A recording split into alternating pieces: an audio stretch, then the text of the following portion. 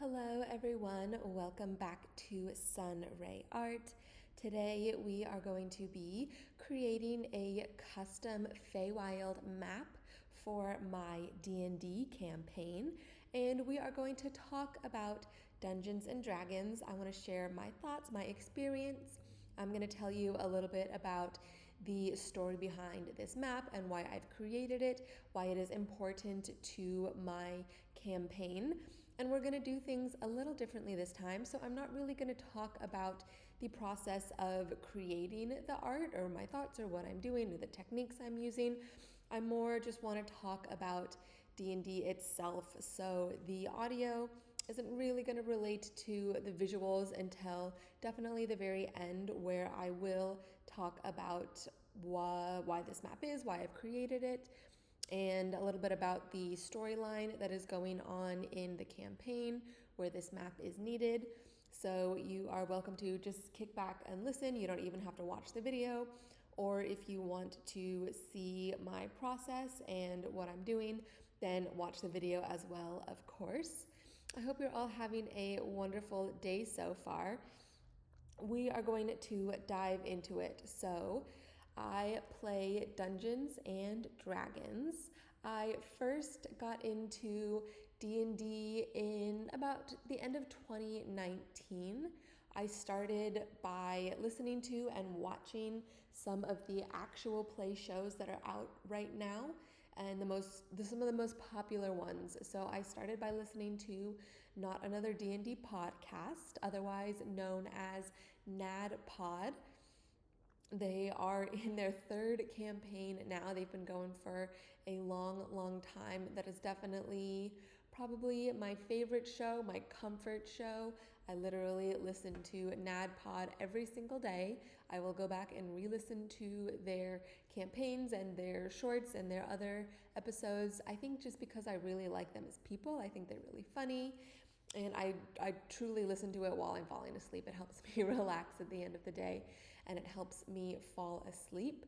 Apart from NAD Pod, the other classic ones that I enjoy are Dimension 20 and Critical Role.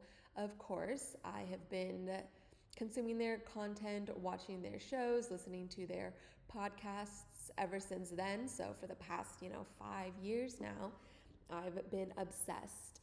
And to be honest, I really don't watch traditional TV shows or movies anymore. I enjoy D&D. I enjoy listening to people play D&D, and we'll get into why that is. I am a storyteller myself. I have been a writer for a long time.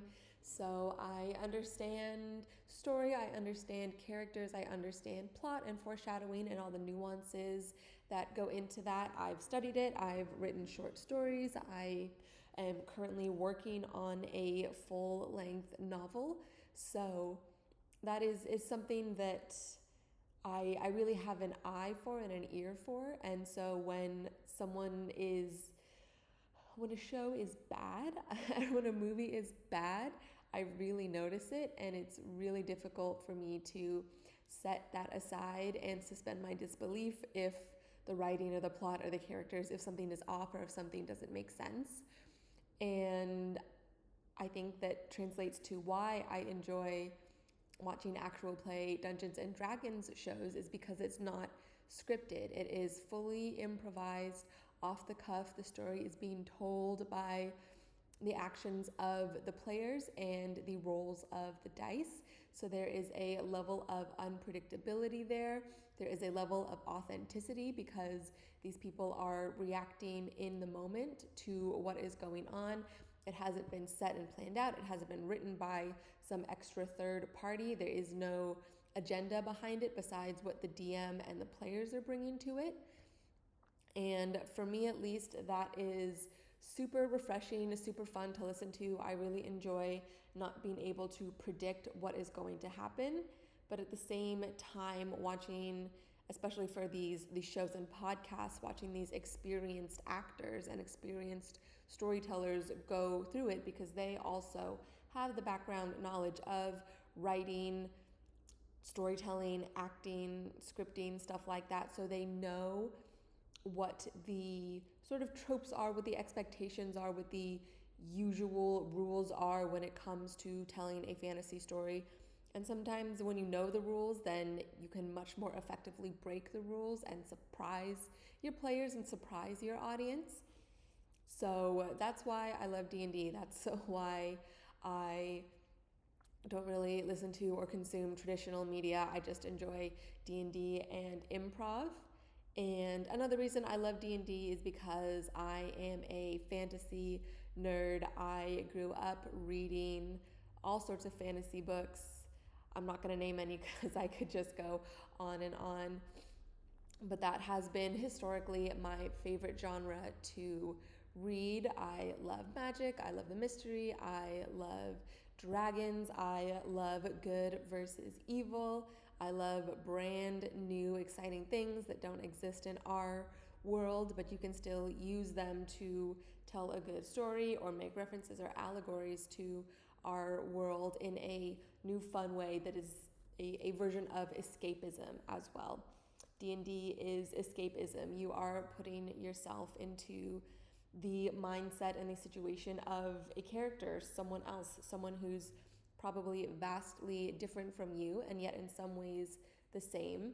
And you are living out this other story, this other life in technically someone else's shoes, someone who, doesn't actually exist, but when it comes to storytelling in that way and when it comes to playing and especially role playing, your brain really doesn't know the difference between fantasy and reality at that point. If you tell your mind and your subconscious, I am a 23-year-old tiefling who just discovered that I have magic powers and now I'm running for my life and fighting these monsters, your brain is going to take that and run with it. And if you let yourself sort of sink into that character and suspend your disbelief and really live it and embody it, then you can experience those things that the character would be. You can really feel those emotions. You can really get into it. And again, that's a form of escapism. That's a form of acting and role playing, and it's just fun. Who wouldn't want to live all sorts of other different lives and experience new fun things, even though you're sitting around a table with a piece of paper in front of you rolling dice and doing math? You're still having these experiences, and it's just amazing. It's so much fun. I play fairly frequently now. A couple of years ago, I started a game with my parents, and now we've added in one of our family friends. So I am the dungeon master for that campaign. I think we're in 30-something sessions now. We don't play super regularly. We used to play starting off like once a month. Whenever I would go home to visit my family, we would play. And now, things change, life gets busier, so we play once every 2 or 3 months, depending on our own separate schedules and stuff like that. So I have a long-term game going on with them. I have a shorter-term game going on with my brother, his wife, and her sister. We all started playing about 6 or so months ago. My sister-in-law she's also a fantasy nerd. She was super into it. She was interested in playing, and she knew my other sister-in-law, my brother's wife. Of course, they knew that I loved D&D and was DMing for our parents, so asked if I would also be the dungeon master for them to at least try it out and see how they liked it. And of course they liked it. Of course they loved it. So we now have a game going on. We're about maybe a dozen sessions in by this point, and this map that I'm creating here is actually for the next session that I'm playing with them. So I'll talk about that in a little bit here. And then I also get to play as a player. My brother has started DMing. He's so sweet. He wanted to give me a gift as a dungeon master, this is for Christmas last year, and he said that he found a suggestion just online looking stuff up that one of the best gifts that you can give a dungeon master is to let them be a player for a little bit, for a session, for a campaign, for what have you. And he's also very creative, so he had sort of an idea for a one-shot that he developed into a short series. I think we're going to play maybe 4 to 5 sessions. And so he put together a little story, and he is the DM for me, my parents, and his wife, my sister-in-law. So it's been so much fun to be able to play as a player. I am playing a human paladin who was a criminal in her past and has recently sort of found God, and her god was she was robbing her god's temple, not believing or not caring at that point, and got into some trouble. And in order to kind of escape that situation, the god said, I will help you, I will save you, but you have to pledge yourself to me and you have to right these wrongs that you have done. So she accepted and is moving on with her life now, trying to become a reformed criminal and follow the path that this god has sort of laid out for her. And it's been really fun. I really enjoy being a player. I enjoy being a DM too. I think I like being a DM more, but it's been really fun to be a player, and my brother has done such an amazing job being the DM for all of us.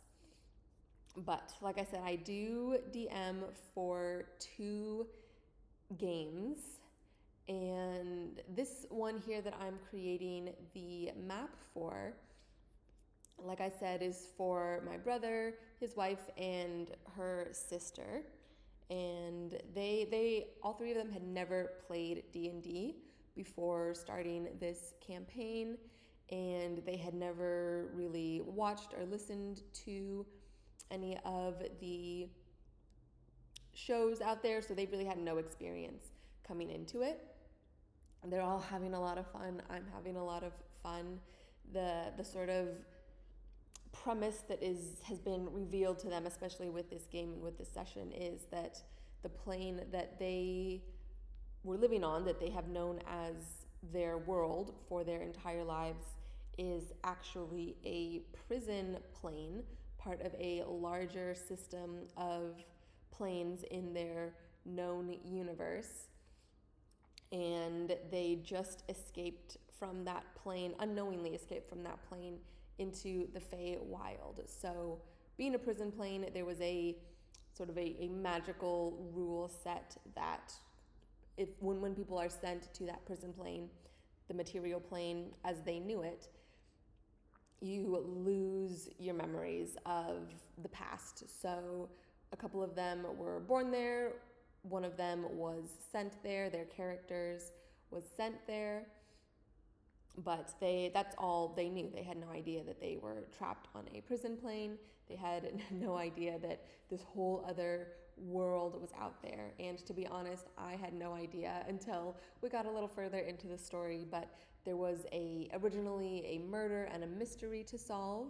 And along the way, with them looking into that, finding clues, those clues lead them to more people, to more clues, and in trying to solve that murder, they came across a planar gate out in the middle of the forest that was being sort of researched and protected by, I guess, the bad guys, quote unquote, that they are fighting against in this first part of the campaign. The people who they are suspicious of, the antagonists, I guess you would say, had found this planar gate and had built a sort of research compound around it.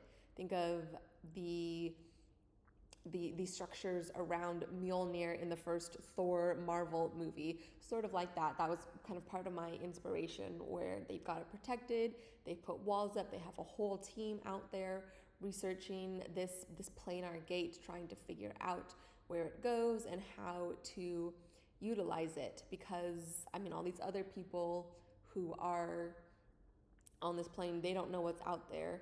They maybe have suspicions, and that's kind of a through line of this world and of their story, is that there are suspicions and ideas that there are other planes out there, but speaking so or researching or believing so is technically blasphemous and goes against the Church of the Dawnfather, who to them in their prison world is the one true God.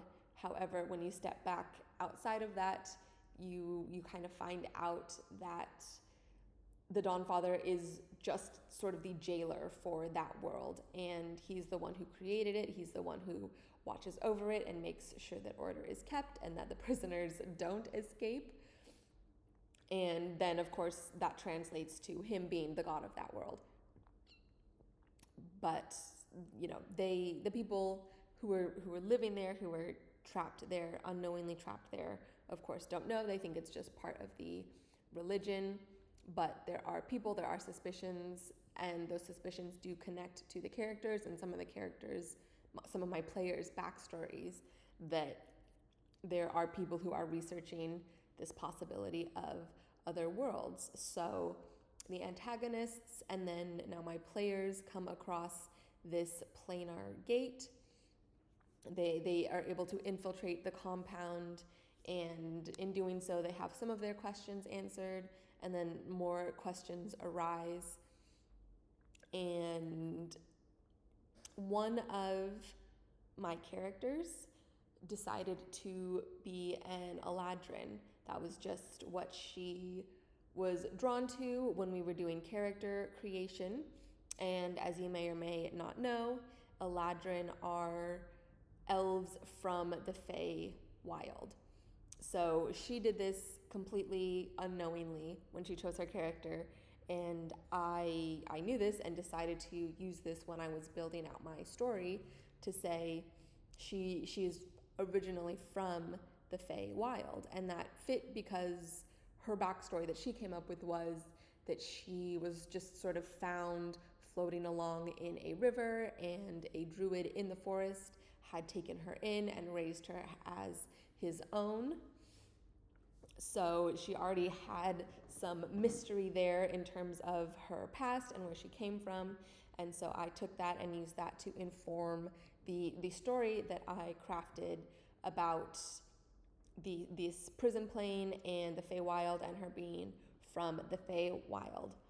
And so in the session, we've already played the session. I'm recording this post-game, but the session that we played involving this map that I'm creating here did involve them actually going to the Feywild. So they were able to infiltrate this compound, get past the guards, kind of sneak in. They did kind of make themselves known. They did have a brief confrontation with the antagonists, but through some clever combat and some foreshadowing on my part of telling my player, my Eladrin player, that she felt this fire burning within her, this pull towards this gate. So she knew something was there for her, and she made the choice that I was hoping she was going to make, which was to, at the first chance she got, go through the gate and try to go through the gate and just see what happened.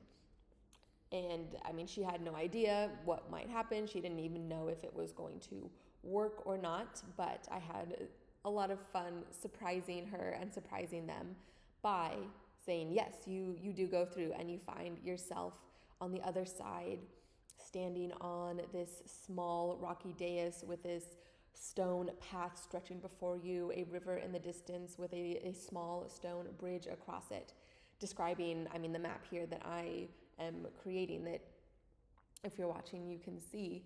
So they were then sort of thrust into the Feywild, and this is a fun sort of lore trick that I developed here, because the original rules of the prison plane is that once you have gone to the prison plane, you cannot leave the prison plane. That was something that was established by the Dawnfather when he first created the material plane, or in my world it's called Captiva, starting with a K, but you know, it sort of alludes to the fact that these people who were there are technically captives.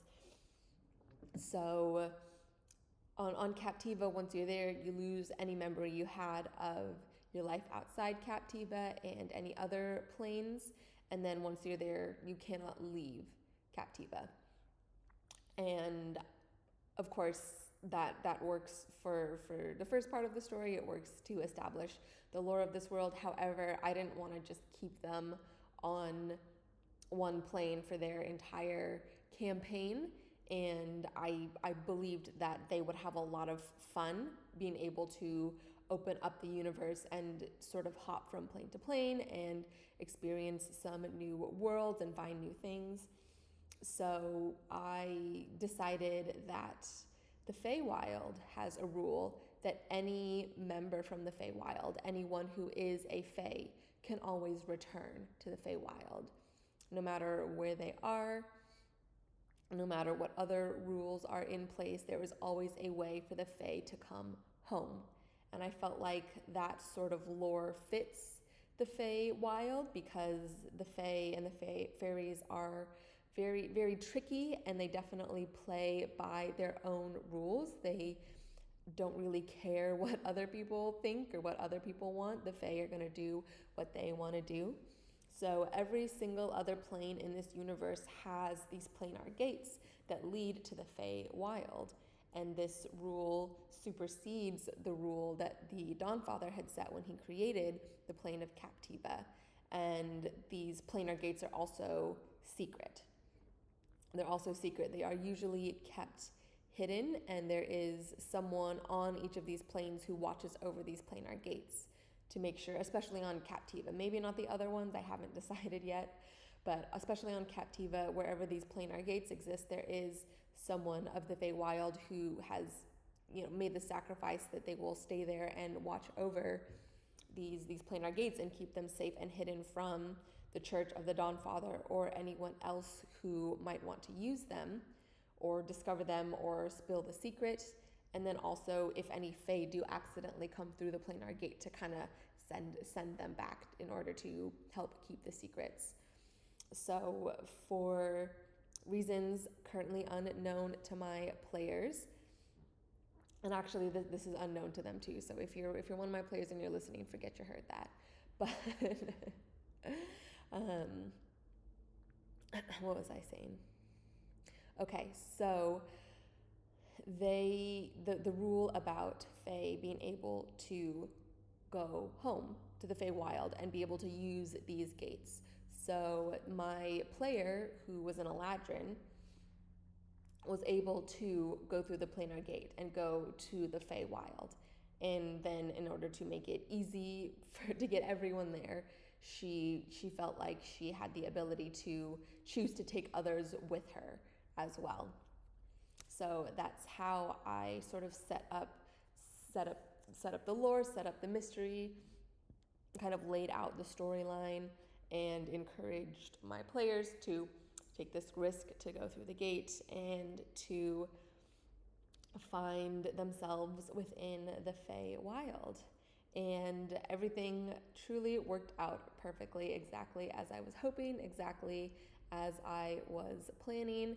I had some adventures set up already in the Feywild for them to go through, some fun characters for them to meet. I had a couple treants, I had a Harengon, I had a traveling inn that I pulled directly from the Wild Beyond the Witchlight source book, the idea for it basically, and the sort of the main caretaker of the inn. And it was so much fun. It was so much fun. I had a really good time playing with them and sort of opening up this new arc to them, and they were super into it. There's still plenty of mystery for them to uncover, and I will certainly be continuing to make more of these little maps and stuff for them. I have already made a freestanding portal. I think you're going to see a little bit of it at the end, the portal that I used for them to, in the middle of the compound, and for them to go through. I made a short about it. It's the very first short on this channel, but you can see the finished product. And at the very end of the video, I'll post some pictures and some video of what the thing looks like all set up with the characters and their minis there, and sort of the rest of the area around it. So I know I've still got some time here. I do want to talk more about D&D in general, and I sort of want to talk about story a little bit, and how I specifically craft a story, and how I take what my players have given me in terms of their characters, their ideas, their backstories, and how I use that to integrate it into the world and the story that I am creating. So I'm sure if you're familiar with D&D, you've heard this before, that D&D is collaborative storytelling. And it is my belief that the DM, the Dungeon Master, and the players are working together to create a game and to tell a story that is fun and interesting for everyone. I know that this wasn't always how it was, and in older versions of Dungeons and Dragons, it's much more typical for the relationship between the DM and the players to be sort of antagonistic, where the DM is on one side and the players are on the other side, and they're both trying to sort of get one over on each other, or the DM's trying to womp their players, or the players are trying to womp their DM, and surprise them, or I don't know, beat them in some way. And maybe that is fun for some people, but I think that the current version of D&D and the way it's being played, especially on these actual play shows, is much more collaborative. And like I said, both parties are telling a story together. And for me personally, that is way more fun than me feeling like I'm trying to beat my players or go against them. I want to beat the characters. I want to give their characters challenges to overcome, or obstacles, or I want their characters to have moments of stress and strife and struggle and conflict. But I want that then to be fun for the players to experience and to live through. Like I mentioned earlier in this video, this D&D is escapism. You're trying to live someone else's life. And I think that it's more fun to have those ups and those downs and those highs and those lows, because there isn't any stakes there for you, the real person on Earth playing the game. The stakes are all in the story with the characters.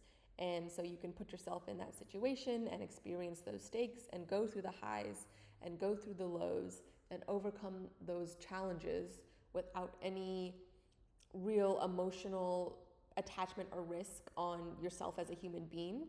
But when you are embodying the character and when you are immersing yourself in the world, then it becomes exciting, even when you're rolling really bad and you're failing your checks and you're taking a lot of damage, and maybe your character goes down and they have to be healed by somebody, or there's a big plot twist and your DM gets to reveal that the bad guy was this person the whole time and they're right here ready to take you down and stuff like that.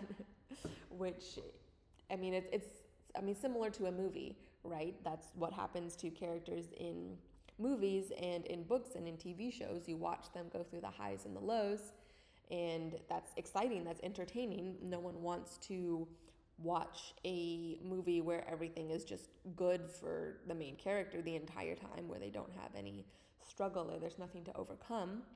Same thing goes for D&D. The difference is that instead of watching these characters on the screen, you're actually living through them, and you're the one who are making those decisions and making the choices that either lead to your success or your failure. And that, to me, adds a whole extra level of fun and excitement when you're not just following a story that someone else has already written and produced, but you are the one who is embodying the characters and writing the story as you go. And I want, as a DM, I want my characters to, and my players rather, to be very active participants in the story. I want the decisions that they make, even starting from character creation and their backstory. I want those decisions and those choices that they make to have real, tangible impact on the campaign itself. So for me, when I am sort of setting up to start a campaign or to start playing with them, I plan out the world kind of in general, and I like to talk to them and say, what kind of story do you guys want to go through? How do you want to play? Do you want to do a lot of combat? Do you want to do a lot of role playing? Do you want to do something in the middle? And listen to their preferences, what they're interested in, listen to their characters and their backstory and things that are interesting to them. And then I can take that and then go into my little DM hidey hole and sit in the dark in front of my computer and then just type away and write from there, using the things that they have already said to me to inform the world that I create and inform the story, and make sure that the plot points that I come up with and the antagonists that I write will be people who are, interesting to them, stuff that's interesting to them, stuff that is also ideally surprising to them that they wouldn't expect, and then stuff that also relates to their character and their backstory, so that when they come in, it's easy for them to get invested. I think that's the main goal for me, is I want it to be easy for my players to be invested in both their characters and to be invested in the game that they are playing and the story that we are writing together. So if they've already told me my character is, an orphan and they don't know where they came from, but they have this amulet and a letter that was written by their mother that mentions this person, something like that, I'm going to take all of that and add elements into the story, add characters that somehow relate to their backstory. Maybe they see that same amulet around someone else's neck. Maybe they meet someone who has the same, last name as a person who their mother wrote on their note in their backstory when they were orphaned, or, something like that, so that they're not just playing, they didn't create these characters and now they're playing in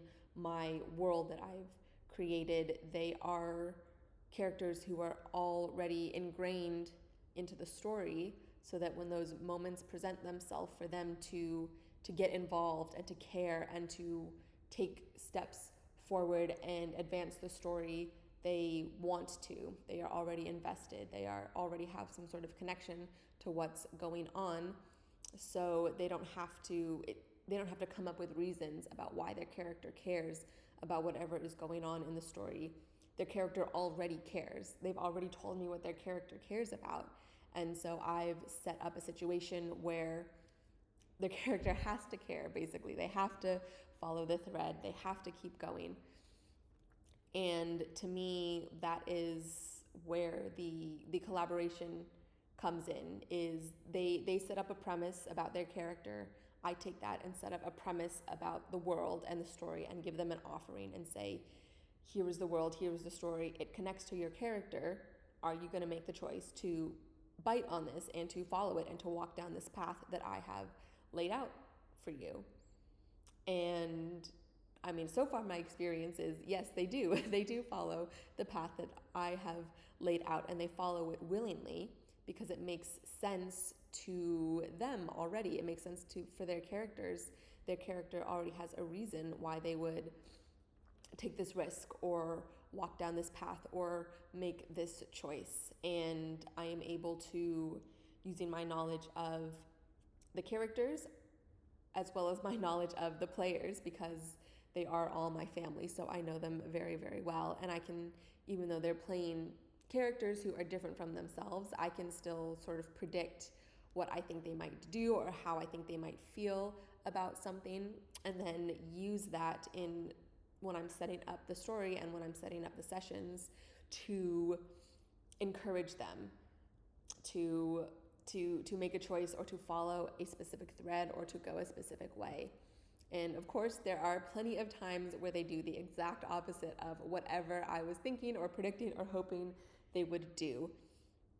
But that is just now an opportunity for me to to be on my toes and to flex my own creative muscles and improvise something that is interesting and fun for them and still, makes sense within the world. So we're coming to the end of the video here. I could truly keep going on about this for a long, long time, but I am going to cut it off here. I do think that I kind of found the end of a thread, at least for the moment. But if you guys enjoyed this, really, please let me know in the comments. Give the video a like. I would love to do more episodes about D&D, and actually one of my future videos is going to be another D&D related episode. Or not episode, I guess. I'm in the D&D mindset. A video where I have created some more art for a different D&D campaign, the one for my parents. So that is going to be coming out soon, but this one has come to an end. We're just in the video, we're taking a look here at the final piece. I'm going to overlay now some photos and I think a video maybe of what it looks like actually in the situation, the full map with my characters and the freestanding little portal thing that I had created. So take a look. I'm really happy with the way that this map came together. It was my first time doing something like this, so I definitely learned a lot. I definitely also made some mistakes, and there's things that I would do differently next time around. But overall, I'm super happy with how this came out. It was really nice to sit and chat with you guys about Dungeons and Dragons. If you are a fellow Dungeons and Dragons lover, please let me know in the comments below. Let's chat. Tell me if you're a player, tell me if you're a DM. And again, let me know if you want to see more stuff like this. So that's going to be it for me today. I hope you all had a nice time listening. I hope you all have a wonderful day. Don't forget to like and subscribe before you go, and I will see you in the next video. Goodbye.